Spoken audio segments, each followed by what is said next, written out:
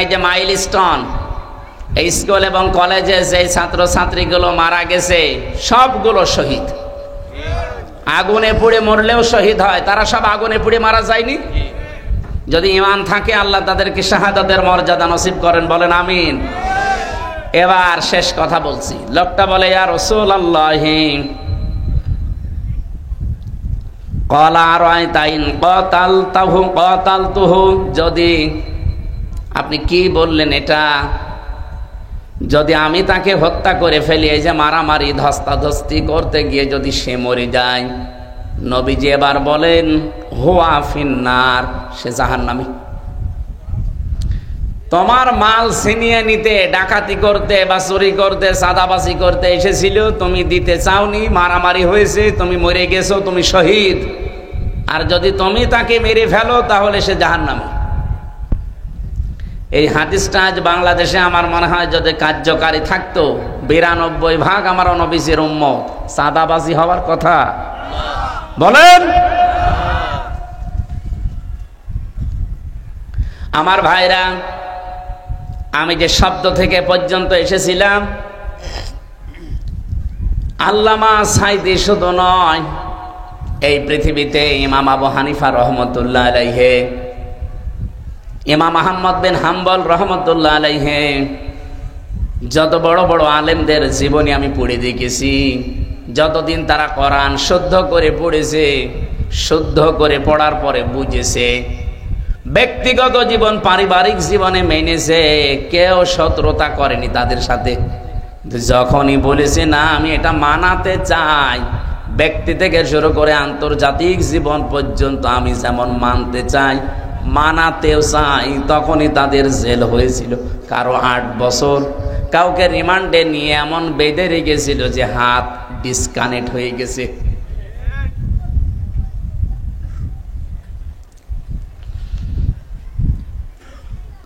জীবনী পড়তে গিয়ে দেখেছি হযরতে আবু হানিফা রহমতুল্লাহ আলাইহি 8 বছর শুধু জেলখানায় কাটাননি, তাকে বিষ দিয়ে শেষ পর্যন্ত মেরে ফেলেছে। বাংলার মুসলমানেরা শুধু কোরআন শরীফ শুদ্ধ করে পড়ে যদি মনে করেন আমার হক আদায় হয়ে গেছে, কে বলেছে আপনাকে? বেশি বোঝেন। আমি নিজে ব্যাখ্যা করেছি, পড়েছি, বুঝেছি, এরপরে বলছি শুদ্ধ করে পড়লেই হক আদায় হয় না, এটা বুঝতে হয়। শুধু বুঝলেই হয় না, মানতে হয়। শুধু মানলেই হয় না, মানাতে হয়। এই 4টা শর্ত মেনে যারা কোরআন পড়ে আর কোরআনকে যারা বিজয়ী করার জন্য চেষ্টা করে, ব্যক্তিগত জীবন থেকে একেবারে আন্তর্জাতিক জীবন পর্যন্ত কোরআন থাকবে বিজয়ী। কি থাকবে? বলেন বলেন। এই 54 বছরে কোরআন বিজয়ী আছে? নেই। ফাস্তাসাহারাহু এ শব্দের অর্থ আমি বিজয় করলাম কেন? কারণ এর পরে যে 2টা শব্দ আছে দেখেন, ফাহাল্লা হালালাহু, এরকম আছে, ফাহাল্লা হালালাহু ওয়া হারামা হারামাহু। কোরআন যদি বিজয় থাকে তাহলে হালালকে হালাল জেনে মানা সহজ, আর হারামকে হারাম জেনে মানা সহজ। আপনি হালালকে হালাল জেনে মেনে নিতে পারবেন, আর হারামকে হারাম জেনে ছেড়ে দিতে পারবেন। কোরআন বিজয়ী না থাকলে হালালকে হালাল জানার পরও আপনি মানতে পারেন না, হারামকে হারাম জানার পরও আপনি ছেড়ে দিতে পারেন না। কোরআন বিজয় না থাকলে আপনার এই যে অবস্থার ধারাবাহিকতা এমন আকাশ পাতাল হয়ে যায়।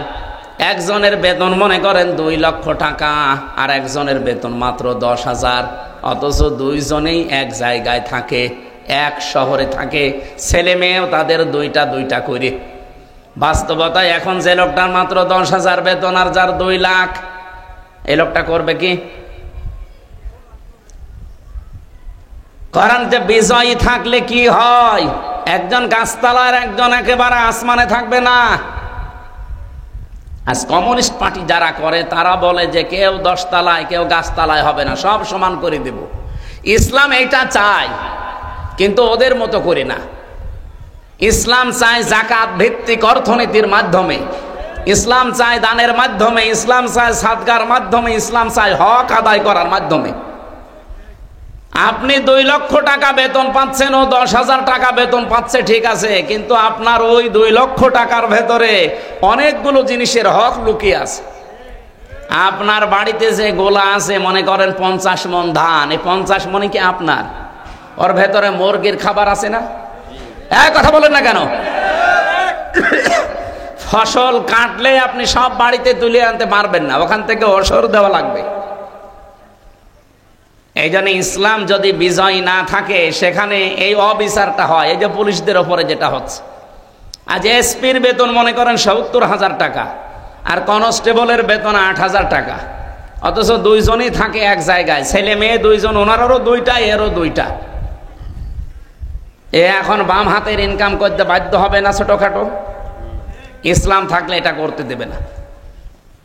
আপনি 70 না 80 হানা 1 লাখ টাকা বেতন পান, কিন্তু এর অবিচার যেন এর সাথে না হয়, এই যেন বাম হাতের ইনকাম না করে, সেরকম একটা ব্যবস্থা এই লোকটাকেও করে দেবে আগে। আপনি একেবারে প্রতি মাসে 70-80 হাজার বেতন পাবেন আর নিয়ে বাড়ি চলে যাবেন, জীবনও না। ওর ভেতরে অনেকগুলো হক বের করা লাগবে, শেষে ও যা আপনিও তাই। এইটা ইসলাম তৈরি করে দেখিয়েছিল খলিফাতুল মুসলিমিন হযরত ওমর। আমরা এতদিন শুনলাম যে মদিনার সনদে নাকি দেশ চলবে, চলেছে মদিনার সনদে, কিন্তু মোদির সনদে চলেছে। আমরা আগামীতে মোদির সনদ না, এদেশে যদি চলে মদিনার সনদ চলবে ইনশাআল্লাহ। তাহলে কোরআনকে বিজয়ী না থাকলে হালালকে হালাল মানা যায়? আপনি জানেন যে এটা হালাল, কিন্তু মানতে পারবেন না। আপনি জানেন এটা হারাম, জানার পরেও ছাড়তে পারবেন না। এই কারণে এই কথাগুলো বলা হয় স্টেজে এসে, যে ভাই কোরআনকে বিজয় করেন, প্রত্যেকের হক ঠিক মতো পেয়ে যাবেন। তখন আর আপনাকে বাম হাতের ইনকাম করা লাগবে না, নিজে পাপ কামাই করা লাগবে না। আর আপনি পাপ কামাই করছেন আপনার নিজের জন্য। মনে করেন আপনার সন্তান, আপনার ছেলে মেয়ে আরামে থাকবে, তাদের জন্য আমি অপরাধ করছি। কে বলেছে আপনাকে? আপনি একটু গোপনে যে জিজ্ঞাসা করেন তো আপনার ম্যাডামকে, যে তোমার ভালো শাড়ি দেওয়ার জন্যই কিন্তু আমি বাম হাতের ইনকাম করি, তুমি কি আমার এই পাপের ভাগটা নিবা? বলবে কিসের কি, বিয়ে করেছো, কি দিবা কি না দিবা ওটা তোমার ব্যাপার। দুনিয়ায় যদি এ কথা বলে, ও মরে গেলে তো আপনার পরিচয় দেবে না।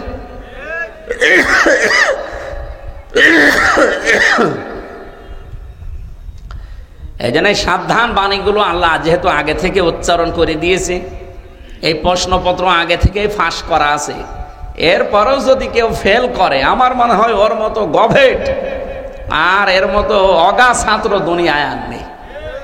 আমরা এরকম গভেট হব? অপদার্থ। সচেতন হওয়ার চেষ্টা করছি। কোরআনে কারিমকে সত্যি যদি আমরা এই 4টা শর্ত মেনে পড়ে বিজয় করার চেষ্টায় থাকি, আর যদি আল্লাহ দয়া করে দেশে কোরআনকে বিজয় একবার করে দেয়, আপনি দেখবেন হালালকে হালাল জানার পরে মানতে পারবেন, হারামকে হারাম জানার পরে ছেড়ে দিতে পারবেন। কি হবে শেষে? নবীজি বলেন আদখালাহুল্লাহুল জান্নাহ, আল্লাহ তাকে জান্নাতে দিয়েছে। না জান্নাতে দেবে? দিয়েছে। আদখালা এটা মাঝি, এটা মাঝি অতীতের শব্দ।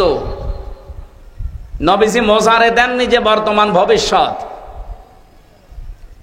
এখন আমার প্রশ্ন, আমরা তো এখনো মারা যাইনি, জান্নাতে চলে গেলাম কি করে?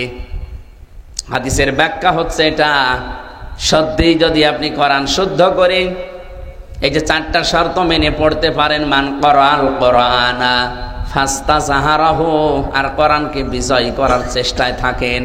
আর আমার তো মনে হয় 92% মুসলমানের এই দেশে, অন্য 8% মানুষ যদি নাও চেষ্টা করে, আমরা 92% মানুষ চেষ্টা করলে ইসলামে দেশে কায়েম হয়ে যাওয়ার কথা, কোরআনে কারিম বিজয়ী হয়ে যাওয়ার কথা। যদি কোরআন বিজয়ী হয়ে যায়, তাহলে আপনি হালালকে হালাল জেনে মানতে পারছেন, আর হারামকে হারাম জানার পরে ছেড়ে দিতে পারছেন। নবীজি বলেন, এরকম একটা ব্যক্তি, পরিবার, সমাজ আর রাষ্ট্র যদি গঠন হয়ে যায়, মানুষ যেন বিশ্বাস করে যে আমি জান্নাতে আছি। যে সমাজে আপনি যাকাত ভিত্তিক অর্থনীতি দেখতে পাবেন, তখন চুরি থাকবে না, ডাকাতি থাকবে না, চাঁদাবাজি থাকবে না, মানুষ অভাবের তাড়নায়, মানুষের ঘরের শীত কাটবে না।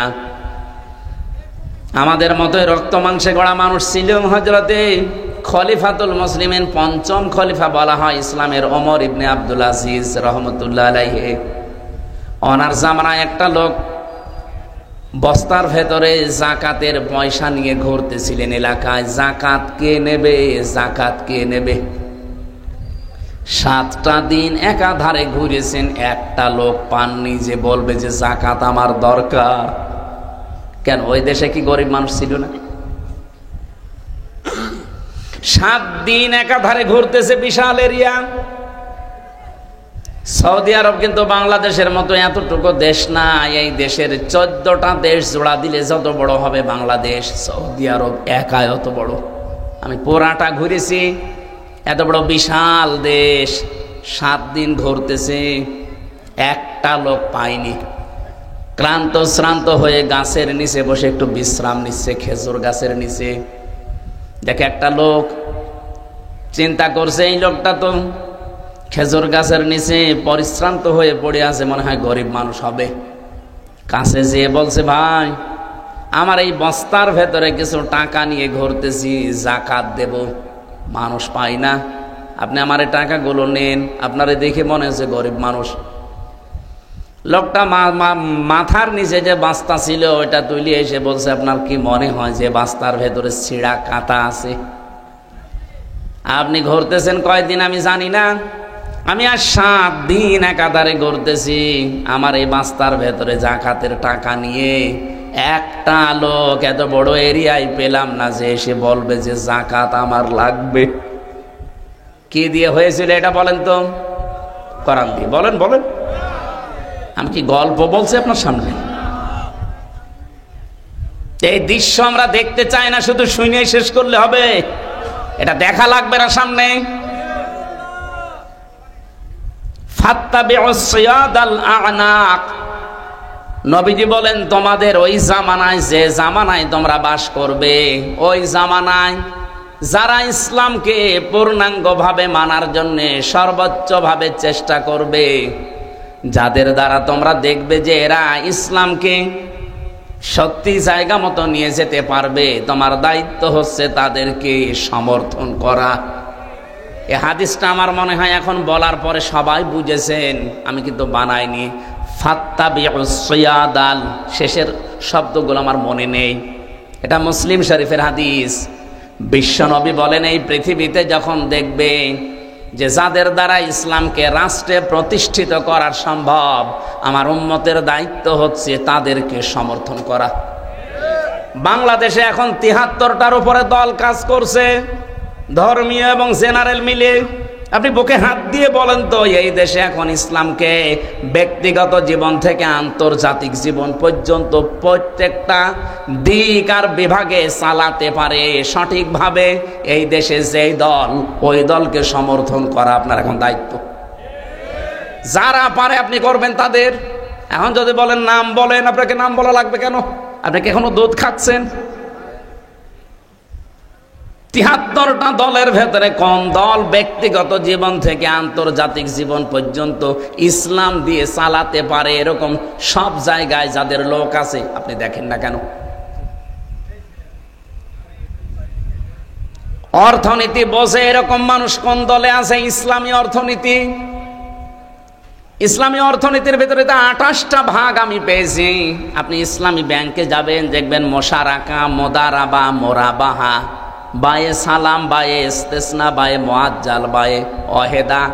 আমার সবগুলো মনে নেই, আমি পড়েছি। 28টার উপরে এরকম নিয়ম আছে। ইসলামকে যদি কেউ অর্থনীতিতে ইবাদত হিসাবে মনে করে, এই নিয়মগুলো মানা লাগবে। অথচ এই নিয়মটা বাংলাদেশে কোন ব্যাংকে আছে? কতগুলো ব্যাংক এই দেশে কাজ করছে বলেন?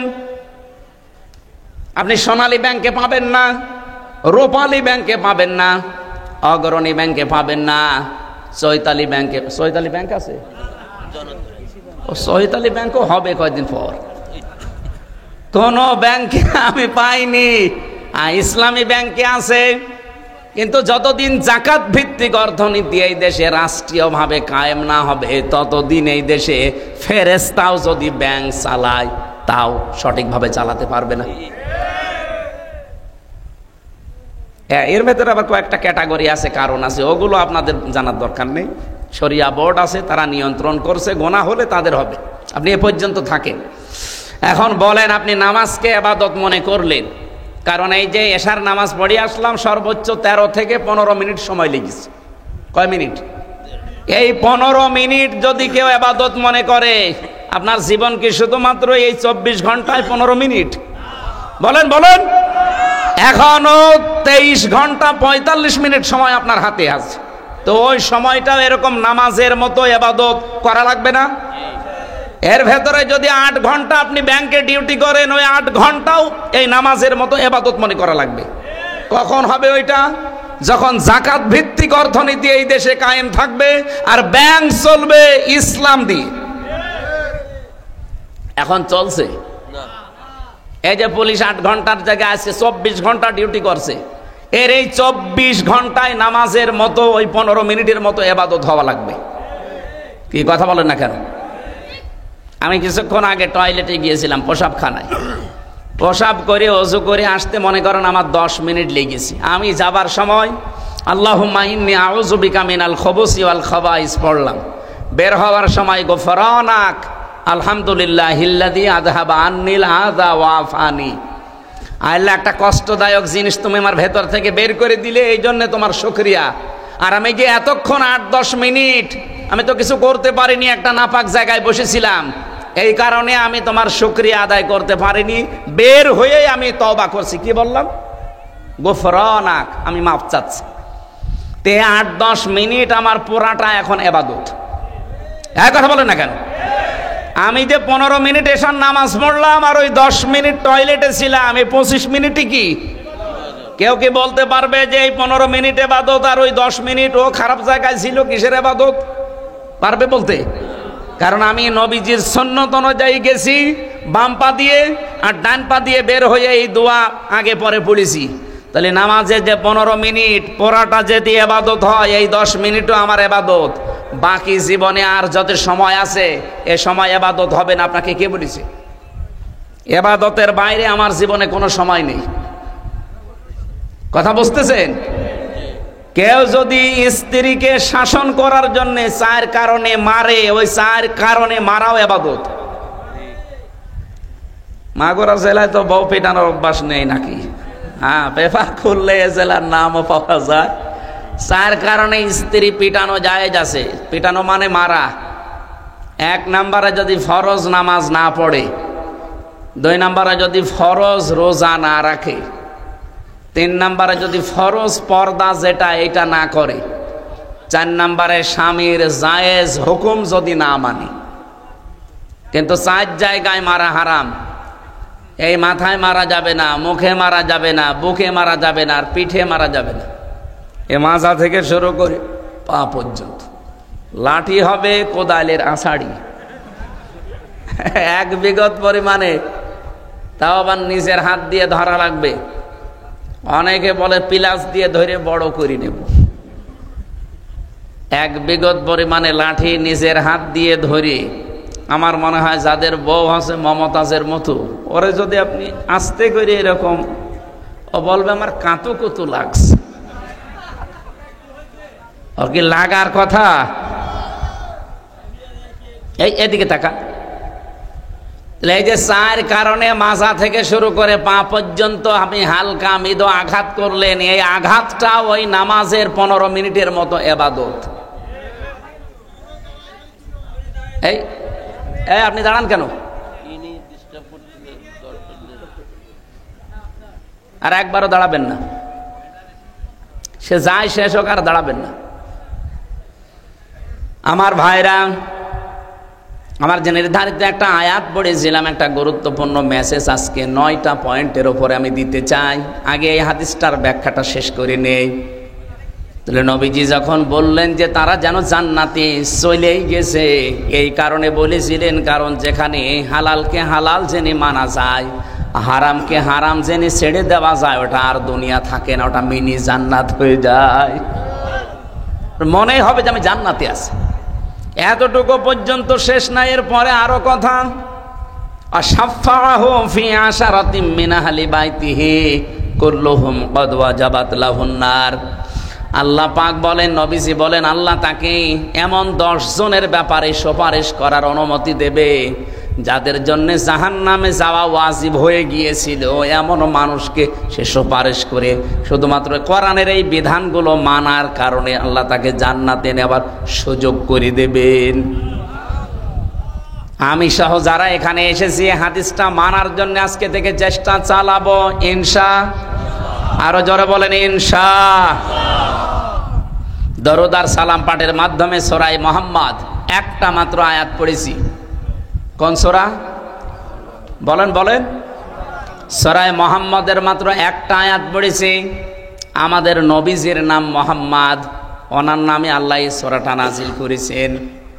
রব্বুল আলামিন বলেন, আল্লাযীনা আমানু ওয়া সাদ্দু আল্লাযীনা কাফারু ওয়া সাদ্দু আন সাবিলিল্লাহি আযাল্লা আমালাহুম। একটু খেয়াল করে শুনবেন ভাই, কিন্তু অনেক কষ্ট লাগে একটা সাবজেক্ট বানাতে। আজকের আলোচনার বিষয় হচ্ছে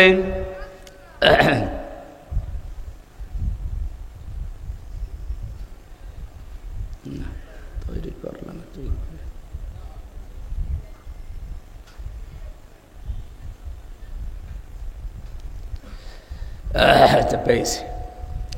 ইসলাম বিরোধী সমাজে, ইসলাম বিরোধী সমাজে কি কি কাজ হয় সেই কাজগুলো আমরা দেখব। আমাদের তো আর ইসলাম বিরোধী সমাজ আমরা মনে করি না, কিন্তু হচ্ছে এরকম কিছু কাজ। সূরা মুহাম্মদের আয়াতের ভেতরে আল্লাহ 1 নম্বরে দিয়েছেন আল্লাযীনা কাফারু, যারা কাফের, ওয়া সাদ্দু আন সাবিলিল্লাহ, এবং আল্লাহর পথ থেকে যারা মানুষকে ফিরিয়ে রাখার জন্য সর্বাত্মক চেষ্টা চালায়। কি হবে তাদের?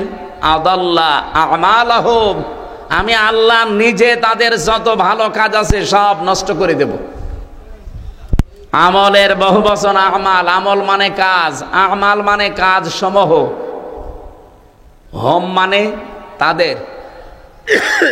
আদাল্লা ইউদিল্লু বাবে ইফাল, এটা যদি দল্লা শব্দ হতো, দল্লা ইয়াদিল্লু, তাহলে বাংলা অর্থ দাঁড়াতো আপনি নিজেই নিজের কাজ নষ্ট করে ফেলেছেন, নিজেই নিজের আমল আপনি ব্যর্থ করে দিয়েছেন। কিন্তু আদাল্লা বাবে ইফাল থেকে আসার কারণে বাংলা অর্থ দাঁড়াচ্ছে আল্লাহ নিজে দায়িত্ব নিয়ে আপনার যত ভালো কাজ ছিল সবগুলো নষ্ট করে অলরেডি দিয়েছে। বলেন নাউজুবিল্লাহ। বলেন তো আমাদের ভালো কাজ মন্দ কাজের সওয়াব বা দুনিয়াতে আখেরাতে যে শাস্তি দেওয়ার একচ্ছত্র মালিককে?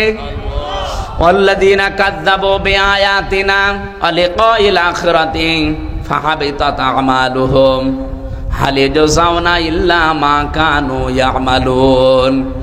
সূরা আরাফের 147 নম্বর আয়াতে আল্লাহ জানিয়েছেন, যারা আমার আয়াতকে যারা মিথ্যা মনে করে, আমার সাথে সাক্ষাৎ হবে এটা যারা বিশ্বাস করে না, হাবিতাত আমালুহুম, তাদের জীবনের যত আমল, ভালো কাজ মন্দ কাজ, সব ভালো কাজগুলো আমি আল্লাহ নষ্ট করে দেই। হাল ইয়াজজাউনা ইল্লা মা কানু ইয়ামালুন, আমি যদি কারো আমলের পুরস্কার না দেই তে কে আছে তোমাদের আমলের পুরস্কার দেবে? আর যাদের উপরে ভরসা করে বসে আছো তাদেরই আমলের পুরস্কার কে দেবে? ও মাগুরাবাসী, এবার আমি একটা একটা করে পয়েন্টগুলো বলছি। দুনিয়াতে যারা কুফরি করেছে আল্লাহর আয়াতের সাথে, আল্লাহর বিধানের সাথে, এবং আল্লাহর পথ থেকে মানুষদেরকে যারা দূরে সরানোর জন্য বিভিন্ন কলা কৌশল অবলম্বন করে, যতগুলো রাস্তা তারা হাতে নেয়, যতগুলো কর্মসূচি হাতে নেয়, তার 1 নম্বরে কোরআনে কারিমে সূরা লোকমানের ভেতরে আল্লাহ একটা দিয়েছেন, ওয়া মিনান নাসি মাই ইয়াশরি মিনান নাসি মাই ইয়াশতারি লাহওয়াল হাদিস লিয়ুদিল্লা আন সাবিলিল্লাহি বিগাইরি ইলম ইলা আখির আয়াত। আল্লাহ পাক বলেন, মানুষের ভেতরে অনেক মানুষ এমন আছে এরা অনর্থক কথাবার্তা ক্রয় করে নিয়ে আসে টাকা পয়সা দিয়ে, গান বাজনা, সিনেমা, থিয়েটার, নভেল, নাটক, উপন্যাস, বিভিন্ন বাজনা যেগুলো শয়তান ব্যবহার করে, এরকম কিছু টাকা পয়সা দিয়ে তারা কিনে নিয়ে আসে, এমন অনুষ্ঠানগুলো খরিদ করে মেলা লাগিয়েছে, অথবা এমন একটা নাম দিয়েছে যেখানে ওই জিনিস পাওয়া যায় না। বৃক্ষ মেলা নাম দিয়েছে, বৃক্ষ নেই। শিশু মেলা নাম দিয়েছে, শিশু নেই, শুধু শিশুর খালারা আর মামারা। এরকম মেলা নেই? নাম দিয়েছেন আপনি শিশু মেলা, কই শিশু কই? বই মেলা নাম দিয়ে এমন এমন বইগুলো সেখানে আমদানি করে যেগুলো পড়লে আরো মানুষের চরিত্র খারাপ হয়।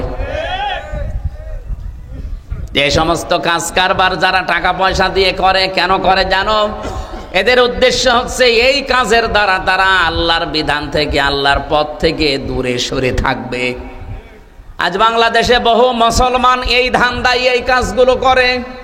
গানের অনুষ্ঠান সাজিয়েছে, মেলা দিয়েছে, এমন এমন জিনিসপত্র খরিদ করে, ক্রয় করে, টিভি, সিডি, নভেল, নাটক, এমন বই নিয়ে আসে যেগুলোর দ্বারা দুনিয়া আখিরাতে কোনো উপকার নেই, শুধু ক্ষতি ছাড়া। ওদের উদ্দেশ্য হচ্ছে এগুলো মানুষ ক্রয় করবে, পড়বে, নিয়ে আসবে, সময় নষ্ট হবে, আল্লাহর পথ থেকে দূরে সরে থাকবে। আল্লাহর আয়াতকে তারা হাসি ঠাট্টা বানায়। তাহলে ইসলাম বিরোধী যত সমাজ ব্যবস্থা আছে পৃথিবীতে, সেখানে এই কাজটা এক নম্বরে হয়, আর এটা বাংলাদেশে নেই। এই কথা বলো না কেন?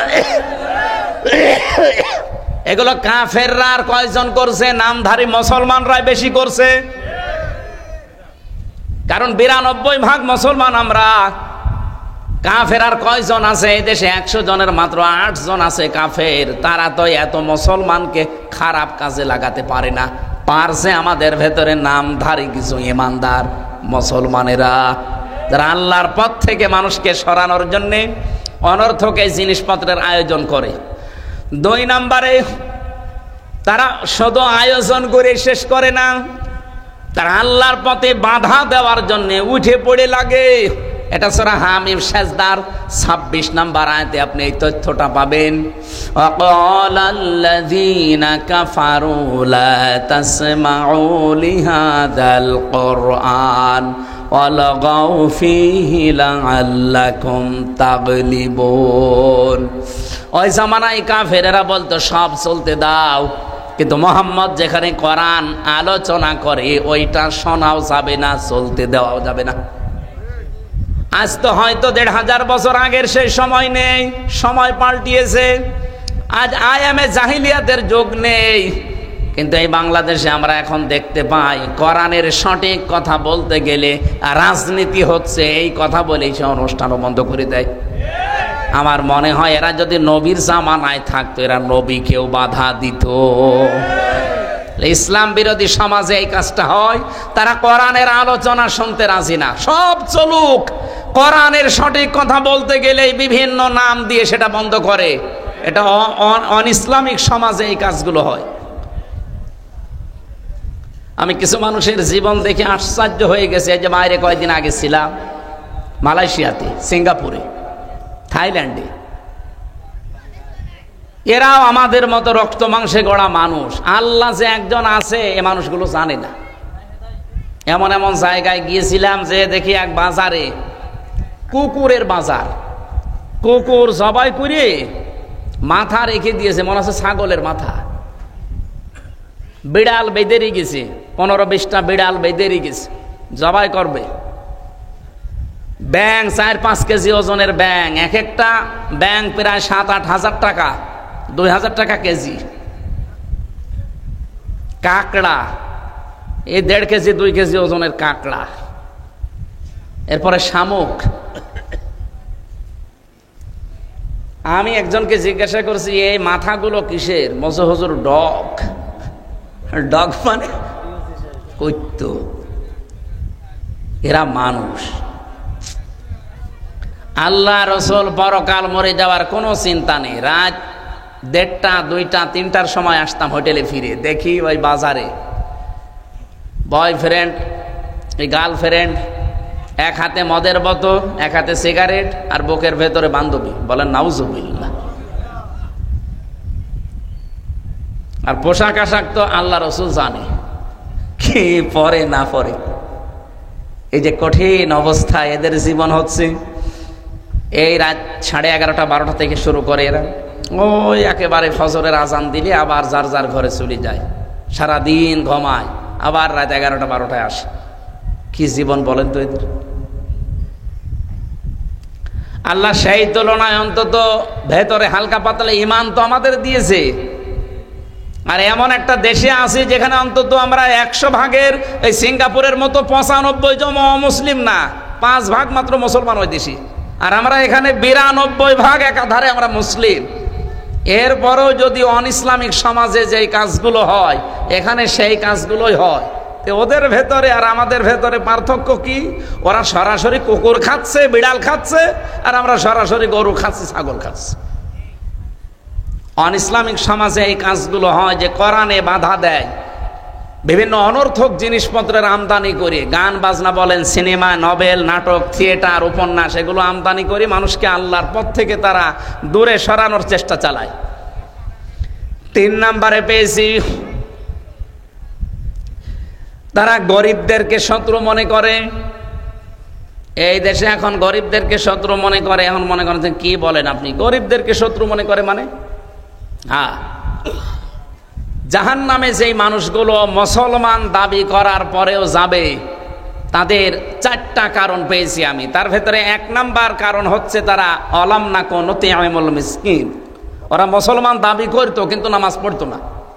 এই আয়াত দ্বারা যেটা আমি ফতোয়া বের করতে পেরেছি, মুসলমান দাবি করেও যদি কেউ নামাজ না পড়ে, বাংলাদেশে সে যে দল করুক ও জাহান্নামে যাবে। বলেন তো এই কথা কি ফেরেশতারা জাহান্নামের যে দারোয়ান আছে মালিক, ওই ফেরেশতা জাহান্নামের মানুষদেরকে জিজ্ঞাসা করবে, মা সালাকাকুম ফি সাকর, এই সাকার নামক যে জাহান্নামের স্তর, এই জায়গায় কেন আসলে? 1 নম্বরে যত মানুষ আছে জাহান্নামে, প্রথম নম্বরে জবাব ক্বালু, সবাই বলবে লাম নাকু মিনাল মুসাল্লিন, নামাজ পড়তাম না। আমার প্রশ্ন, কোন হিন্দু কি বলবে আমি নামাজ পড়তাম না? বলেন বলেন, কারণ ওদের ধর্মে না। কোন খ্রিস্টান কি বলবে আমি নামাজ পড়তাম না? ওদের ধর্মে নামাজ আছে। কোন বৌদ্ধ বলবে আমি নামাজ পড়তাম না? ওদের ধর্মে নামাজ আছে। তাহলে এই কথা বলতে পারে কে? মুসলমান। বলেন বলেন, একেবারে স্পষ্ট ফতোয়া না? আল্লাহর ফতোয়া, সূরা মুদ্দাসসিরের 44 নম্বর আয়াত। যে মুসলমান দাবি করার পরেও নামাজ পড়ে না, সে যে কোনো ওসিলা দিয়েই হোক, আপনি বিশ্বাস করতে পারেন সে জাহান্নামে চলে গেছে। 2 নম্বরে ওয়ালাম নাকু নুতিআমুল মিসকিন, আমি এতিম মিসকিনদেরকে সহ্য করতে পারতাম না, তাদের খাবার দিতাম না। আজ এতিম মিসকিনদের খাবার দেওয়া দূরের কথা, এতিম মিসকিন অসহায় মানুষের খাবার আরো মেরে খাওয়া হয়। সেদিন একটা জরিপ পেয়েছিলাম, বাংলাদেশে যত টাকা বাজেট আসে এই অসহায় মানুষদের জন্য, যে কাবি খা, এরপরে রাস্তার জন্য যে বাজেট হয়, এটা যদি সঠিকভাবে ব্যয় হইতো, একটা রাস্তা 100 বছর টিকে যাওয়ার কথা 120 বছর টিকে যেত। 100 টাকা বাজেট হয় একটা রাস্তায়, মাত্র 3 টাকা খরচ হয়, আর 97 টাকা ওই সে মন্ত্রণালয় থেকে এই আল্লাহর ওলি পর্যন্ত আসতে সব সিন্নি হয়ে যায়। তো এই রাস্তাটাই খরচ হবে 100 টাকা, 100 বছর যাওয়ার কথা। যদি 3 টাকা খরচ হয় তো কয় বছর যাবে? এই জন্যই তো যায় না, ডেলিভারি রোড হয়ে যায়। আর যত দোষ দেয় যে না হয় না বাজেট, কে বলেছে বাজেট আসে না? আমি লেখাপড়া করিনি, আমি দেখিনি, আমি নিজে শুনেছি, দেখেছি। আমার দাদা চেয়ারম্যান ছিল, আমারে বলতো মাঝে মাঝে, মারা গেছে লোকটা, যে হামজা যত টাকা বাজেট হয় রাস্তার জন্য, যদি উপরওয়ালারা খেয়ে না ফেলতো, বাংলাদেশে 1 ইঞ্চি রাস্তা কাঁচা থাকার কথা না, এত টাকা আসে রাস্তার জন্য। কিন্তু হয় না। এই জন্যই তো আমিরে জামাত ডাক্তার শফিকুর রহমান এই যে জাতীয় সমাবেশ সেদিন 19শে জুলাই এমনি ঘোষণা দিয়েছে যে আমরা যদি সত্যি এদেশে যেতে পারি, বাংলাদেশ জামাত ইসলামী থেকে কোনো এমপি মন্ত্রী সরকারের কোনো গাড়ি নেবে না, ট্যাক্স ফ্রি গাড়ির ব্যবহার করবে না, নিজের গাড়ি যদি সাইকেল থাকে সাইকেলে যাবে। এমনকি সরকারের যে প্লট ফ্ল্যাট এগুলোও নেবে না, দরকার হয় নিজে ভাড়া থাকবে, যে কয় টাকা পাবে সরকার থেকে ওই টাকা দিয়ে। এমনকি যত টাকা বাজেট আসবে একটা টাকা চুরি করি না, সব জনগণের সামনে ওপেন বলবো, এই কয় হাজার টাকা এসেছিল, এই কয় হাজার টাকা খরচ হয়েছে। বাংলাদেশ 5 বছর না 3 বছরে দাঁড়িয়ে যাবে। মালয়েশিয়া গেলে আসতে মনে বলে না আমার, ওটা 2004 সাল থেকে দাঁড়িয়ে গেছে। শুধু পাথর, পাহাড় আর পাম গাছ, তাছাড়া কিচ্ছু পাই না।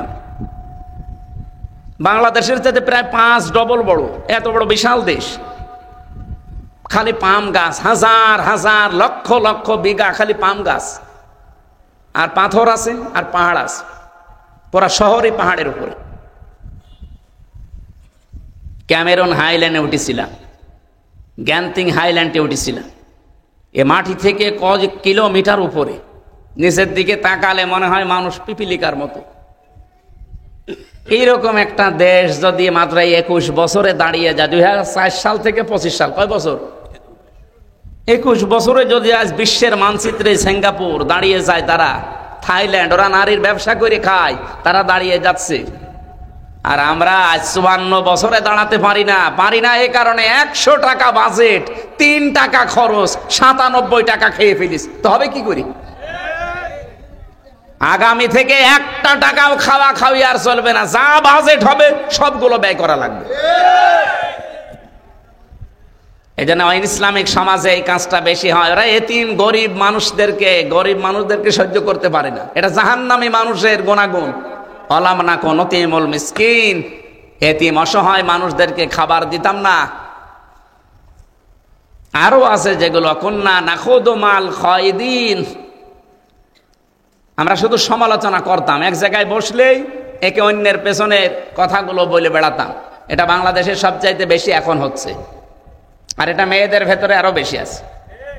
এই যে একের কথা অন্যের কাছে লাগান, আপনি যার ভেতরে যেই দোষ নেই ওই দোষের কথা বানিয়ে বানিয়ে বলেন, আপনি জাহান্নামে অলরেডি চলে গেছেন। এই দোষ যাদের ভেতরে আমরা আছি, এখনই আমরা থেমে যাব। যার ভেতরে যেই দোষ আছে ওটা যদি বাইরে কেউ বলে তার অনুপস্থিতিতে, এটা গীবত হয়। আর যে দোষ নেই কেউ যদি বানিয়ে বানিয়ে তার উপরে এই দোষটা চাপিয়ে দেয়, তাহলে সেটা গীবত না, এটা তহমত, এটা আরো বড় গুনাহ। এটা রাজনৈতিক জীবনে মানুষ বেশি করছে। এই কথা বলে না কেন? আমার নামে একটা জিনিস ছড়িয়েছে, আমি নাকি কোরআন শরীফে 53 জায়গায় ভুল ধরিস। আমার কি পাগলা কোত্তায় কামড় দিয়েছে? হ্যাঁ, আমি বলেছিলাম টনি বেলাওয়ারের শালিকা লরেন বুথ, সেই মহিলা বলছে যে আমি কোরআন পড়তে গিয়ে, আমি একজন খ্রিস্টান, আমি কোরআন পড়তে গিয়ে মুসলমানরা বলে যে আমার কোরআনে কোনো ভুল নেই, অথচ আমি 53 জায়গায় ভুল পেয়েছি। এ কথা কি আমার না লরেন বুথের? ওই লরেন বুথ কেটে দিয়ে আমি বলেছি, এই কথা চালিয়েছে। অনেক নেতা খেতাকে দেখলাম, তারা এই কথাটা সামনে এনে বলছে, এ হামজার ওয়াজ শোনা যায় না, ও কোরআনে ভুল ধরিস। ওরে শয়তান, কার দোষ কার উপরে চাপিয়ে দিচ্ছে বলো তো? আমি যদি নিজে অপরাধ করতাম তো আমার উপরে দোষ চাপিয়ে দিলে আমি মেনে নিতাম। আমি তো, আমার দোষ না, আমি তো কোরআনকে আরো উপরে তুলেছি। ওই মহিলা শেষে কিন্তু মুসলমান হয়েছে। ও বলছে শেষে আমার জীবনেরই ভুল ধরা পড়ে গেল। যেখানে ভুল ধরি দেখি তার পরের আয়াতে ওর জবাব আল্লাহ 1500 বছর আগেই দিয়ে দিয়েছে। শেষে 53 জায়গার পরে এসে আমি আমার বাপ দাদার ধর্ম, এই খ্রিস্টান ধর্ম বাদ দিয়ে ইসলাম গ্রহণ করে মুসলমান হয়ে গেছি। আমি কি কোরআনকে ছোট করেছি না বড় করেছি? আর আমার নামে কি চালিয়েছে যে ও কোরআনে 53 জায়গায় ভুল ধরেছে, ওর পেছনে নামাজ হবে না, ওর ওয়াজ শোনা হারাম। আমার মনে হয় যে লোকটাই ফতোয়া দিয়েছে, ও জীবনে পেশাব করে পানি নিয়েছে কিনা আল্লাহ ভালো জানে। কি ফতোয়া দেয়! জাহান্নামে যাওয়ার কিন্তু এটা কারণ, যেই দোষ যে করে না তার উপরে যদি কেউ ওই দোষ চাপিয়ে দেয়। বাংলাদেশের রাজনৈতিক অঙ্গনে এখন সবচেয়ে এটা বেশি হচ্ছে, একে অন্যকে ঘায়েল করার জন্য। আল্লাহ তুমি আমাদের এই দেশের নেতা খেতাদেরকে একটু হেফাজত করো, বলেন আমিন। আরো জোরে বলেন আমিন। কন্যা নুকাযযিবু বিয়াউমিদ্দিন, 4 নম্বরে তারা বলবে আমরা কিয়ামতে বিশ্বাস করতাম না, মিথ্যা মনে করতাম। বহু মানুষের চরিত্র আমাদের এই, কিয়ামতে যে জবাব দেওয়া লাগবে আল্লাহর সামনে দাঁড়িয়ে, এটা আমরা বিশ্বাস করি না। এরপরের পয়েন্টে পেয়েছিলাম তারা সম্পদ খরচ করে ঠিক, কিন্তু সম্পদ খরচ করতে গেলেই বাধা প্রাপ্ত হয় আল্লাহর পথে খরচ করতে গেলে। এরপরে পেয়েছি বিদ্রোহকারী যারা, 29 নম্বর আয়াতে আছে সূরা মুতাফফিফিনের, ইন্নাল্লাযীনা আজরামু কানু মিনাল্লাযীনা আমানু ইয়াদহাকুন। এই মানুষগুলো যখন ইমানদার মানুষদের সামনে দিয়ে পেছনে দিয়ে হেঁটে যায়, একটু দূরে যেয়ে শুধু এদের বিদ্রূপ করে, ঠাট্টা করে, উপহাস করে, উল্টাপাল্টা নাম তাদের নামের আগে পরে লাগিয়ে দেয়। আমার নামে যদি এখন চালাই যে এ রাজাকার ছিল বা চেতনায় রাজাকার ছিল, হাসি পায় না বলেন? আমার বাবার আজকে আমি আসার সময় জিজ্ঞাসা করছিলাম, আব্বা আপনার বয়স? উনি আমার যে হিসাব দিল ওনার বয়স এখন 60 বছর। আমার এখন 33, আমার বাবার 60। তাহলে আমার সাথে বাবা বড় কত? 27 বছর। 27 বছর না? উনি 25 বছরে বিয়ে করেছে, 2 বছর পরে আমি। সেই হিসাবে বললাম, হিসাব করে 60 বছর, 54 বছর আগে দেশে যুদ্ধ হয়েছে, ওই সময় ওনার বয়স 6 বছর। 6 বছরে মানুষ রাজাকার হয়? আর তার ছেলে আমি কিসের রাজাকার? এখন যদি আপনি সেই ধোয়া, সেই 54 বছরের আগের ধোয়া এখনো তোলেন, আপনি কি দেশকে এগিয়ে নিতে চাচ্ছেন না পিছিয়ে নিতে চাচ্ছেন? এই ভণ্ডামিগুলো বাদ দেন। এদেশের মানুষ এখন ওইটা আর খায় না, কারণ এখন যারা আমরা রাজনীতিতে আছি অধিকাংশ গুলোই আমরা এখন এই 54 বছরের পরে সব। এই কথা বলেন না কেন? আমরা 47ও দেখি নাই, আমরা এই দেশে 54ও দেখি নাই, এমনকি এই দেশে আমরা 71ও দেখি নাই। আমি দেখেছি সর্বোচ্চ 24। সুতরাং কথা বললে এই দেশে 24 নিয়ে কথা বলা লাগবে। আমরা বিস্তারিত নিচের দিকে আর গেলাম না। এরপরে ইসলাম বিরোধী সমাজে পেয়েছি বাতিলের প্রতি তারা ঈমান আনে, ওয়াল্লাযীনা আমানু বিল বাতিলি ওয়া কাফারু বিল্লাহ উলাইকা হুমুল খাসিরুন। 6 নম্বরে পেয়েছি মুখে মুখে তারা ঈমান আনার কথা বলে, কিন্তু তাদের অন্তরে ঈমান নেই। সূরা বাকারার 8 নম্বর আয়াতে এটা আছে। মানুষের গোলামি থেকে মুক্ত হওয়ার চেষ্টা তারা করে, কিন্তু সেই সমাজে পারা যায় না। এটা সূরা বালাদের ভেতরে আছে 11 থেকে শেষ পর্যন্ত। আমি শুধু পয়েন্টগুলো বললাম, একটু বাড়ি যেয়ে মিলিয়ে দেখবেন যে ইসলাম বিরোধী সমাজে যে কাজগুলো হয় বাংলাদেশে তার সব কয়টা হচ্ছে। এই পয়েন্টগুলো সব আমি কি বানিয়েছি? বলেন। 1500 বছর আগে আল্লাহ এখানে দিয়েছে, সেখান থেকে আমি শুধু নোট করে আপনাদের শোনালাম। ফাক্কু রাকাবা আও ইতআমুন ফি ইয়াউমিন যী মাসগাবা। এখানে প্রায় যতগুলো আয়াত আছে, আল্লাহ রাব্বুল আলামিন ইসলাম বিরোধী সমাজে যে কাজগুলো হয়, আমাদের এই দেশ পৃথিবীর দ্বিতীয় বৃহত্তম একটা মুসলিম দেশ। এত মুসলমান পৃথিবীর কোনো দেশে, আর একটা দেশে আছে শুধু ইন্দোনেশিয়ায়, তাছাড়া কোনো দেশে পৃথিবীতে নেই। এরপরে আমরা, আর সেই দেশে অন ইসলামিক যত কাজ, থাইল্যান্ডে যা হয় সব যদি এই দেশে হয়, সিঙ্গাপুরে যা হয় সব যদি এই দেশে হয়, তো থাইল্যান্ড আর বাংলাদেশের পার্থক্য কি? আমরা আগামীতে এই দেশকে থাইল্যান্ড বানাবো না মালয়েশিয়া? বলেন বলেন। ইনশাল্লাহ এই দেশ মালয়েশিয়াকে ছাড়িয়ে যাবে। শুধুমাত্র কোরআনে কারিমকে 5 বছর লাগবে না, 3 বছরের জন্য ছেড়ে দেবেন। এই আহ্বান শুধু আপনাদের কয়েকজনকে না, বাংলাদেশের 18 কোটি মানুষের সামনে আমি এই মিডিয়ার মাধ্যমে রাখলাম। আল্লাহ যেন আমাদের সম্মতি দান করেন, বলেন আমি আগস্টের 5 তারিখের পর থেকে, এর আগে তো কথা বলতে পারতাম না। কথা বলো কেন?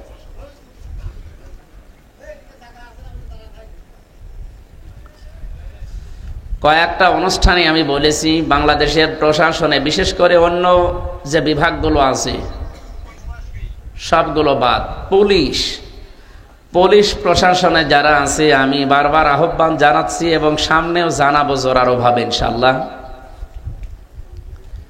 যে এদের 8 ঘন্টা ডিউটির পরে যেই কয় ঘন্টা তারা ডিউটি করবে, ওভার টাইম হিসাবে তাদের এই টাকা দেওয়া লাগবে। আমার মনে হয় পৃথিবীতে একটাই চাকরি আছে যার ওভার টাইমের বেতন নেই। আছে? এইটা একটা অবিচার না? বৈষম্য দূর করার জন্য এতগুলো মানুষ জীবন দিল, এখনো এদের এই বৈষম্যটা দূর হয়নি। এটা দূর করা দরকার। ওনাদের যিনি দায়িত্বে আছেন, সর্বোচ্চ আইজি এবং স্বরাষ্ট্র উপদেষ্টা যিনি আছেন, তাদেরকে সহ বিশেষ করে আমাদের দেশের অভিভাবক এখন যিনি আছেন ডক্টর মোহাম্মদ ইউনূস, দুই নবীর নাম নিয়ে আপনি বসে আছেন, মোহাম্মদ আর কি ইউনূস, দুইটা নবীর নাম অন্তত যে কোনো একটা নবীর কাজ তো করা লাগবে। আর দুই নবী ছিলেন বৈষম্যের বিরুদ্ধে। আপনি ইউনূস নবীর জীবনী পড়ে দেখেন, বিশেষ করে মুহাম্মাদুর রাসূলুল্লাহ, তারপর জীবনী ব্যয় হয়েছে মানুষের কল্যাণে। এর ভেতরে মিথ্যা আছে? সুতরাং আমরা চাই এবং দাবি জানাচ্ছি জোরালোভাবে। আমার দোলা ভাই প্রশাসনে আছি এই জন্যে বলছি তা না, আমি নিজে তাদের পাশে থেকে তাদের কষ্ট দেখেছি। কিছু মানুষের কর্মকাণ্ডের কারণে এই পোশাকটাকে আজ এদেশের মানুষ অনেকে ঘৃণা করে না। কিছু মানুষের কারণে সবাই কালার করলে তো একটা অবিচার হয়ে যাবে। যারা অপরাধ করেছে তাদের শাস্তি হোক, এটা আমরাও চাই। কিন্তু যারা নিষ্ঠার সাথে দায়িত্ব পালন করবে, পৃথিবীতে কোনো কাজ যেহেতু 8 ঘন্টার উপরে গেলেই তারে আমি দেখেছি ওভারটাইমের হিসাব করে বেতন দেওয়া লাগে। বাংলাদেশ সহ বিশ্বের যতগুলো দেশে আল্লাহ ছোট বয়সে আমারে নিয়ে গেল, অল্প বয়সে, আমি তো দেখেছি 8 ঘন্টার উপরে। কাউকে যদি 10 ঘন্টা ডিউটি করা লাগে, 10 ঘন্টার পরে যা করবেন তার হিসাব করে টাকা দেওয়া লাগবে। আমরা চাই এটা যদি তাদের দেওয়া হয় তাদের দুর্নীতির সংখ্যাও কমবে। আমি খুলনা রেঞ্জের ডিআইজি সাহেব সেদিন এসেছিল কুষ্টিয়াতে, ওনাকে বলেছিলাম যে এইটা করলে হয়। তো উনি উত্তর দিল যে এটা করলেও কিছু পুলিশ আছে তারা চরিত্র ভালো হবে না। হবে না তো সে পরে, আগে আপনি এটা করিয়ে দেন না কেন? 2 নম্বরে তাদের যে বিভাগটা আছে, পুলিশের যে বিভাগ, আমরা চাই এরা আলাদা থাকবে, সেপারেট থাকবে। এদের বাংলাদেশে কোনো নেতা নেত্রী নেতা খেতার কথা মতো চলা লাগবে না, এরা চলবে ওদের আইজির কথা মতো। ওদের বিভাগটা আলাদা করে দিলে এই দেশটা দুর্নীতি মুক্ত করতে কোনো বিভাগ লাগবে না, শুধু পুলিশই যথেষ্ট। কারণ পোশাকটার সম্মান এখনো অনেকেই করে, আর এটা সম্মানের এই পোশাক। আল্লাহ তাদের 2টা চোখকে যে জাহান্নামে দেবে না, তার হাদিস হচ্ছে যারা রাতের বেলা নিজের অপরাধের কথা স্মরণ করে কাঁদে, আর যারা জনগণের জান মাল ইজ্জত আবরু হেফাজতের জন্য রাত জেগে থাকে। বলেন সে যা দিনের বেলা 12টা থেকে এসে এখন 11:30 12টা বাজবে, তাহলে মানে 24 ঘন্টা আজকে তাদের ডিউটি পালন করা চলছে। তো 8 ঘন্টার পরে তো যা করলো, এখনো তো কয় ঘন্টা ডিউটি করেছে? 16 ঘন্টা বেশি, 3 24 না? তো এই 16 ঘন্টার টাকা তো তাদের সরকার দেবে না। আমরা এটা আহ্বান জানাচ্ছি, তাদের আল্লাহ রসুল তো যা দেওয়ার দিয়েছে এবং সামনে দেবে, কিন্তু দুনিয়াতেও যেন তাদের এই বৈষম্য দূর করি, সহজ এবং সরল জীবনে ফিরে যাওয়ার তৌফিক দেশের দায়িত্বশীল মানুষদেরকে আল্লাহ সম্মতি দান করেন, বলেন আমিন। প্রশাসনে যারা এসেছেন তাদেরকে ধন্যবাদ জানাচ্ছি। দল মত নির্বিশেষে আজকের এই অনুষ্ঠান, এটা কি শুধু যারা বাংলাদেশে জামাত ইসলামী করে তাদের, যারা চরমনার পীরের মরিদ হয়েছে তাদের, বলেন সবার জন্য যেহেতু আজকের অনুষ্ঠান সাজিয়েছেন, পরিবেশের কারণে হয়তো মানুষের সংখ্যা কম, মানুষ কম বেশি এটা ম্যাটার করে না, কারণ জান্নাতে যারা যাবে তাদের সংখ্যা কমই হবে। জান্নাতের সংখ্যা আল্লাহ বেশি বানিয়েছে না জাহান্নামের? বলেন বলেন। আমরা জানি জান্নাত 8টা, জাহান্নাম না একটাই, কিন্তু স্তর আল্লাহ বানিয়েছেন। যে যেই কাজ করবে তার অপরাধ বা তার নেক কাজ হিসাবে আল্লাহ তাকে ওই স্তরে রাখবে।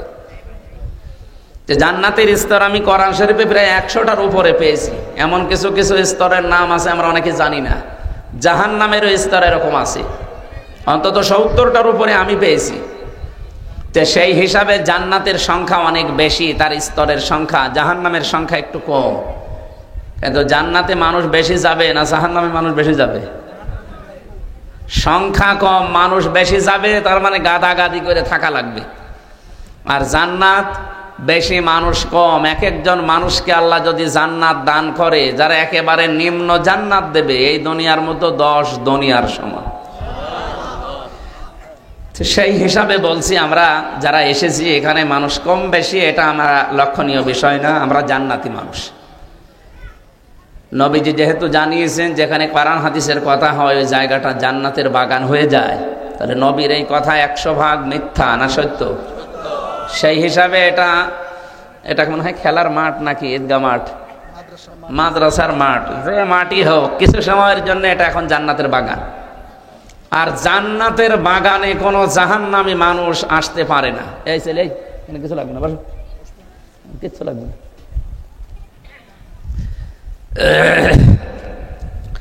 জান্নাতের বাগানে কোনো জাহান্নামী মানুষকে আল্লাহ ঢুকতে দেবে না। খালিদিনা ফিহা লা ইয়াবগুনা আনহা হিওয়ালা। কোরআন জানিয়েছে যদি আল্লাহ জান্নাতে কাউকে প্রবেশ করায়, তাকে আর কোনোদিন আল্লাহ বের করে দেবে না, আর সে বের হতেও চাইবে না।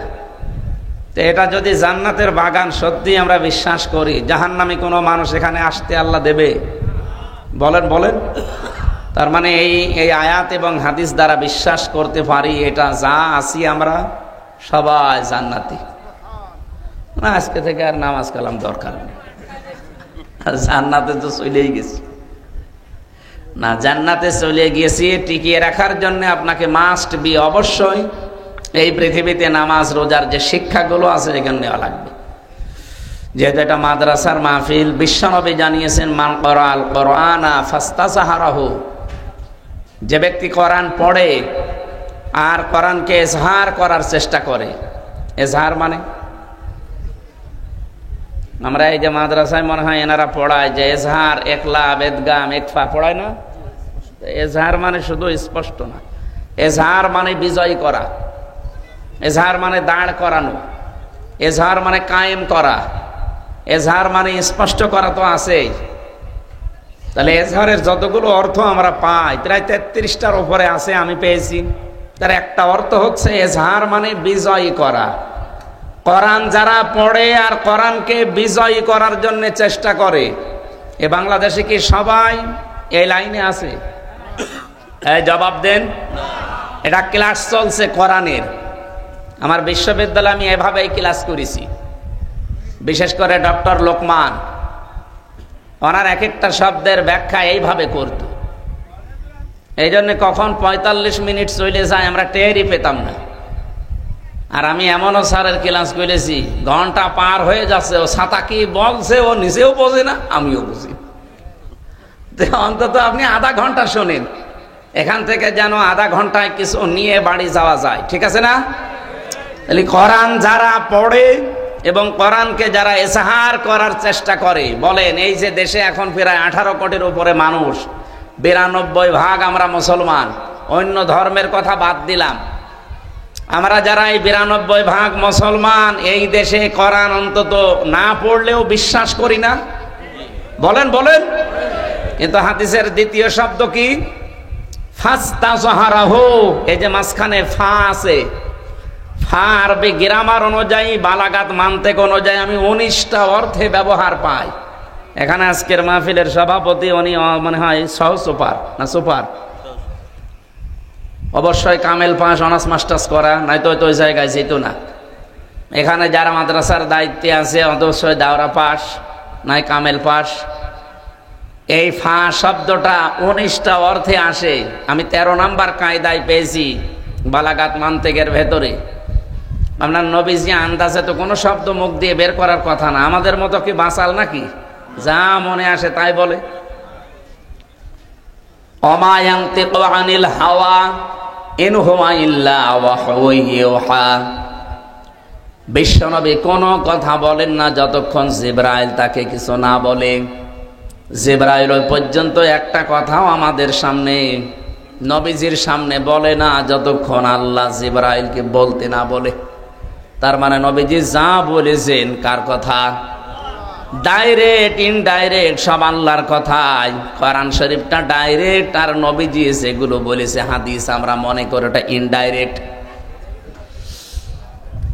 মাতলু গায়রে মাতলু বলা হয়, একটু ভালো করে খেয়াল করেন, ফাস্তাযহারাহু এ শব্দের মাঝে ফাটা কেন দিয়েছেন তিনি?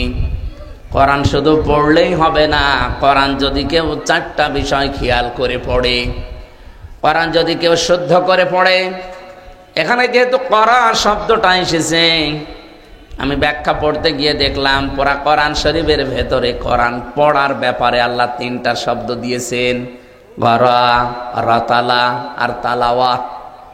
এই তিনটা শব্দের অভিধান দেখেন, চারটা বিষয় পাবেন।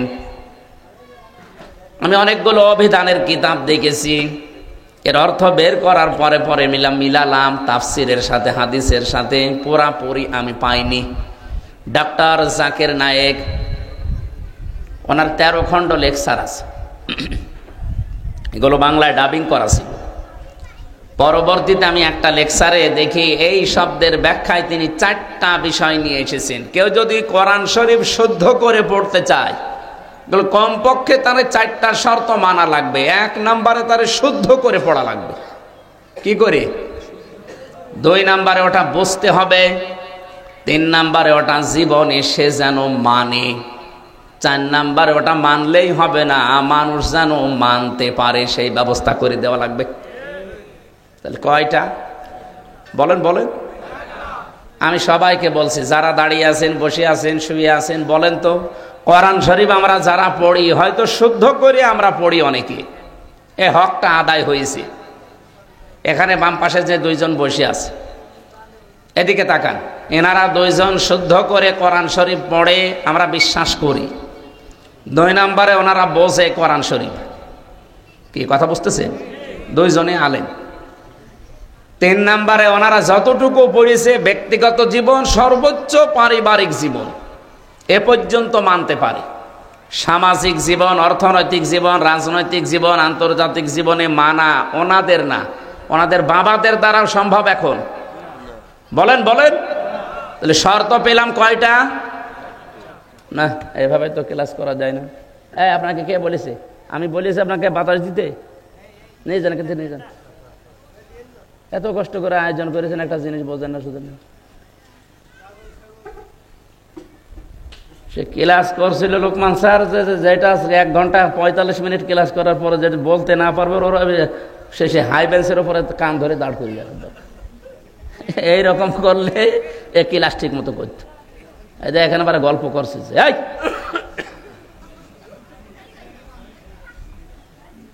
অ্যাক্টিভ হওয়া লাগবে ভাই। না, এই নাই মেখান থেকে যাও।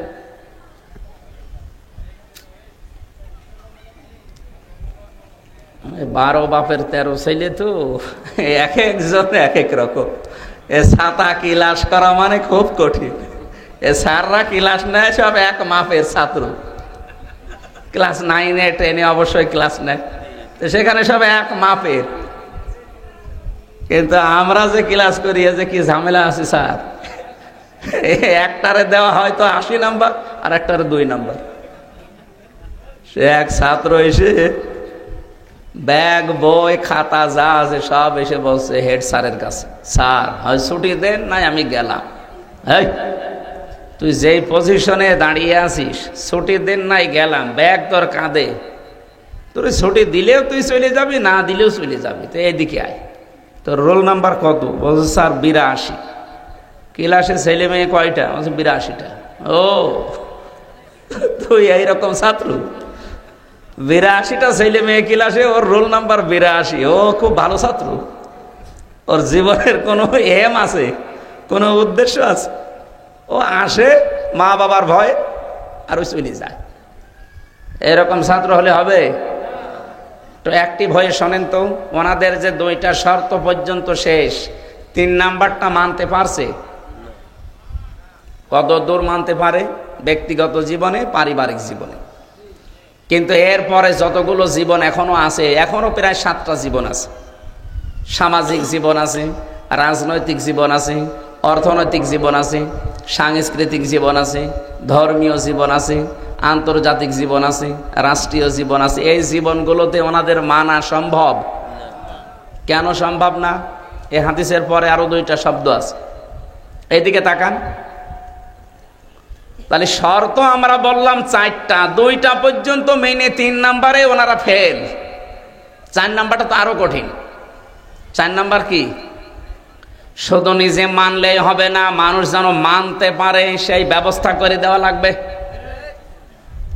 দল মতের ঊর্ধ্বে উঠে বলেন আল্লামা দেলাওয়ার হুসাইন সাইদি রহমতুল্লাহ আলাইহি, এই লোকটা যতদিন কোরআন শরীফ মাদ্রাসায় শুদ্ধ করে পড়তো কেউ ওনাকে শত্রুতা মনে করত?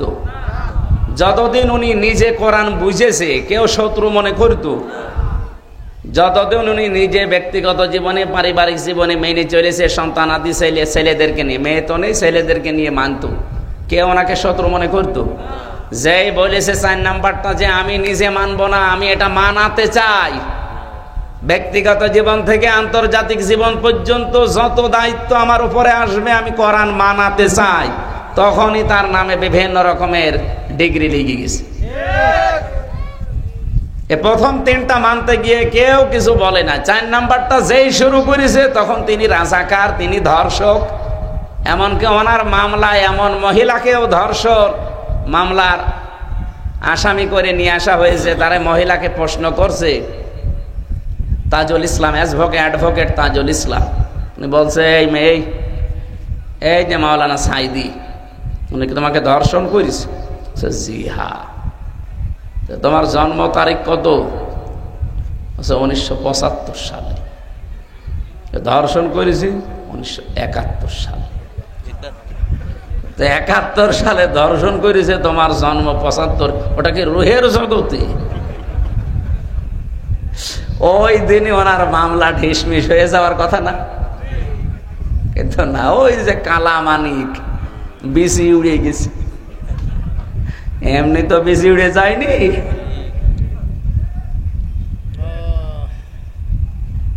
লোকটা আমার মনে হয় যদি বেঁচে থাকতো আর আজকে যদি মাগুরায় আসতো, এই কয়জন মানুষ হইতো না? মাগুরা না বাংলাদেশের কোন একটা ময়দান আছে যেখানে জায়গা দেওয়ার মতো? জালেমরা এমন একটা কাজ করে দিল। আর আমার একদিন দেখা হয়েছিল জেলখানা, আমিও তো 3 বছর ছিলাম, উনি ছিল 13 বছর। একদিন হালকা 10 মিনিটের জন্য দেখেছিলাম, তারপরে আর পাইনি। পরের দিন শুনলাম যে উনি মারা গেছে। মারা গেছে না, ওনাকে মেরে ফেলা হয়েছে। আমরা চাচ্ছি এই 54 বছরে, শুধু 15.5 বছর না, 54 বছরে যত অবৈধ হত্যা হয়েছে বিভিন্ন কায়দায়, বিচারের নামে আর বিচারের বাইরে, সব হত্যার বিচার করা লাগবে। তাহলে আগামীতে কেউ আর এরকম উল্টা পাল্টা হত্যা করতে পারবে না। কি আরম্ভ হয়েছে দেশে আপনি দেখতে পাচ্ছেন, মানুষকে পাথর দিয়ে পিটিয়ে মেরে ফেলছে। গতকালকেও একজনকে পিটিয়ে মেরে ফেলেছে লাঠি দিয়ে। আমি একটা হাদিস পড়ছিলাম না প্রথমে, কি শুনেছেন? আরবিতে বললাম, কি কিছু বুঝেছেন আপনারা? হাদিসের বাংলা বলছি এবার। বিশ্ব নবীর কাছে হযরত আবু হুরায়রা থেকে বর্ণিত, নবীজির কাছে একটা লোক, এদিকে তাকান, একজন লোক এসে বলে, ইয়া রাসূলুল্লাহি আরাআইতা ইন জা রাজুলুন ইউরিদু আখযা মালি, হে আল্লাহর রাসূল, যদি কেউ আমার সম্পদ ছিনিয়ে নিতে আসে, চাঁদাবাজি করতে আসে, আমি কি করব? আমি মনে হয় এই হাদিস এখন বানালাম নাকি, 1500 বছর আগের, মুসলিম শরীফের 257 নম্বর হাদিস। বাড়িতে যে আরবি বাংলা যে কোনো ভাষায় মিলিয়ে নেন। নবীজি বললেন, ফালা তুতিহি মালাকা, তুমি তোমার সম্পদ এই চাঁদাবাজকে দেবে না। কে বলছেন বলেন তো? বিশ্ব নবী। নবীজিকে আগে বললাম না কোনো কথা তিনি মন মতো বলতেন না, আল্লাহ যা বলতে বলছেন উনি তাই বলতেন। বিশ্ব নবী বললেন, না, তুমি তোমার মাল ওই চাঁদাবাজকে যে ছিনিয়ে নিতে আসে, জোর করে নিতে আসে, তাকে দেবে না। লোকটা এবার আশ্চর্যবোধক কথা বলছেন, ক্বালা আরাআইতা ইন ক্বাতালানি, হে নবী, এই সম্পদ যদি আমি তাকে দিতে না চাই তাহলে সে কিন্তু আমার সাথে মারামারি করবে, আমাকে মেরে ফেলতে পারে। নবীজি বললেন, ক্বালা কাতিলহু, তুমিও তার সাথে মারামারি করো। এই হাদিস শুধু এই মাগুরা জেলার জন্য না, সারা বাংলাদেশের জন্য আজ আমি আশা করছি এটা রেকর্ড হচ্ছে, সারা বাংলাদেশ হাদিস মেনে চলবে। ইনশাআল্লাহ। ক্বালা কাতিলহু, নবীজি বললেন তুমিও তার সাথে মারামারি করবে। লোকটা বলে ক্বালা আরাইতা ইন কাতালানি। এখানে আশ্চর্যবোধক চিহ্ন আছে, যদি বিশ্বাস না হয় মাহফিলের পরে এসে এখানে দেখে যাবেন। একটা দাগ দিয়ে নিচে একটা ফোঁটা দেওয়া আছে, এটা কি বলে?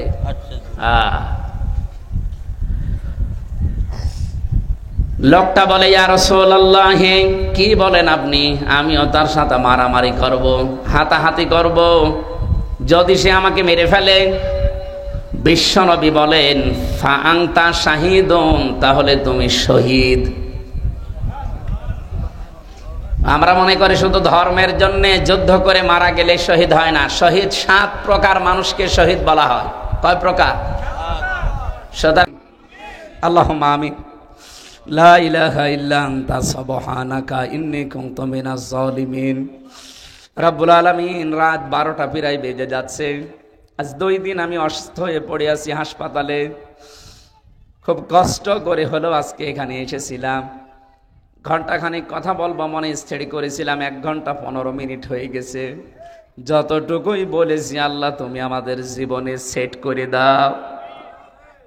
এ সুন্দর আয়োজন করতে গিয়ে 3বার তারা বাধাপ্রাপ্ত হয়েছে প্রাকৃতিক দুর্যোগের কারণে। এরপরেও তারা কোরআনে কারিমের অনুষ্ঠান এই বৃষ্টির ভেতরে সাজিয়েছে। এখন বৃষ্টির সিজন, কখন বৃষ্টি নেমে যায় জানা যায়, বলা যায় না। এই জন্য আমরা শেষ করে দিয়েছি। সামনে তাহাজ্জুদের নামাজ, ফজরের নামাজ, কর্মজীবন আছে। যতটুকুই শুনেছি এই ক্লাসটা তুমি আমাদের জীবনে আমল করার তৌফিক দাও। আজকের মাহফিলের সভাপতি একজন আলেম মানুষ, বাম পাশে আরেকজন আলেম বসে আছে। আল্লাহ আলেমদেরকে আলেম হিসাবে কবুল করো। যত আলেম এখানে কথা বলেছে আল্লাহ আলেমদেরকে তুমি মঞ্জুর করো। বিশেষ করে প্রশাসনের যে ভাইগুলো আজকে কষ্ট স্বীকার করেছে, এদের জীবনের অভাবগুলো দূর করে দাও। এদের স্বভাব তুমি হযরতে ওমরের মতো বানিয়ে দাও। আল্লাহ এদের মা বাবা, স্ত্রী, পুত্র, আত্মীয় স্বজন ছেড়ে বাংলার বিভিন্ন প্রান্তে যারা দায়িত্ব পালন করে, বাংলার এই প্রশাসনকে তুমি কবুল আর মঞ্জুর করো। আল্লাহ এই দেশটাকে সুন্দর সফলভাবে সাজাতে হলে তাদের ভূমিকা লাগবে। তাদের পুরা কাজটা, দায়িত্বটা তুমি ইবাদত হিসাবে মেনে নাও।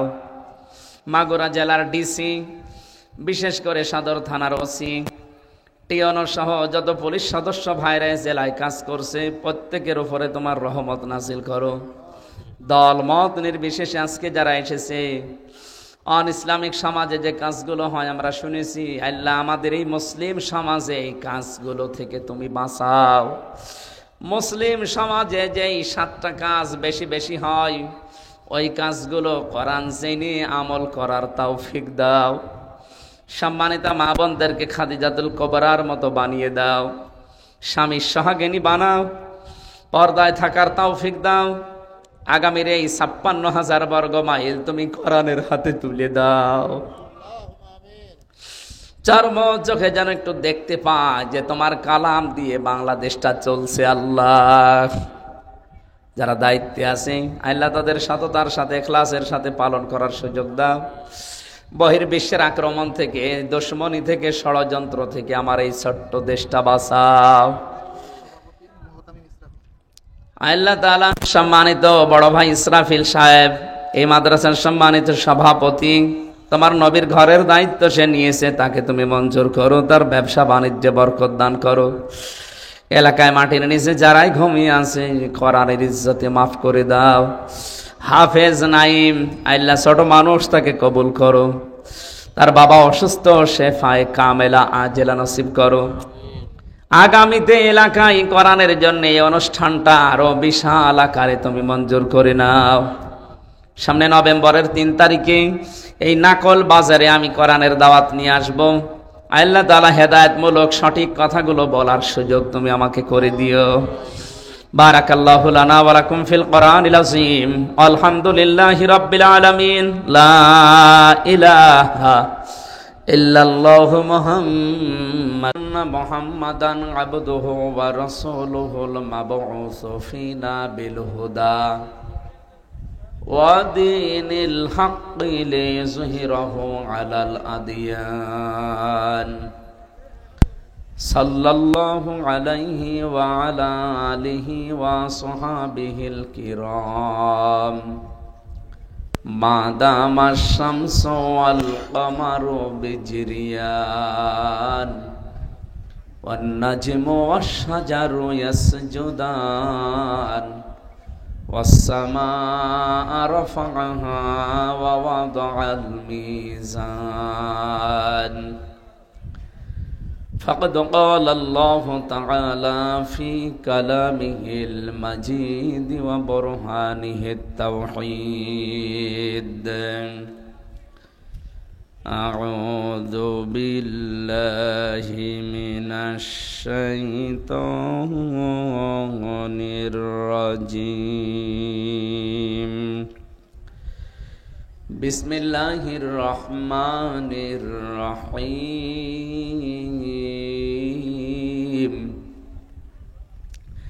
الذين كفروا وصدوا عن سبيل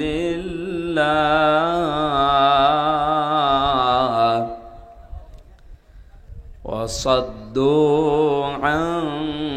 سبيل الله أضل أعمالهم صدقت يا ربنا عن أبي هريرة رضي الله تعالى عنه قال رسول الله صلى الله عليه وسلم فقال يا رسول الله أرأيت إن جاء رجل يريد أخذ مالي فلا تعطه مالك قال أرأيت إن قاتلني قال قتلت قال أرأيت إن قتلني قال فأنت شهيد قال أرأيت إن قتلته قال هو في النار رواه مسلم وقال تعالى في شان رسوله وما زادهم إلا إيمانا وتسليما اللهم صل على محمد وآله وصحبه وبارك وسلم الحمد لله এই এখানে দাঁড়িয়ে আছেন কেন? ওদেরকে বসে পড়ে না, আর তো কাউকে লাগবে না ভাই, সবাইকে বসিয়ে দেন তো, যে যেখানে আছে বসিয়ে দেন, জায়গা পেলে বসিয়ে দেন। আর এখানে এভাবে বসে মানুষ, ওইভাবে 1 ঘন্টা বসে থাকা যাবে? ভালো জায়গায় বসো, ওখানে ভালো করে বসো ভাই। সুবহানাকা লা ইলমা লানা ইল্লা মা আল্লামতানা ইন্নাকা আনতাল আলিমুল হাকিম।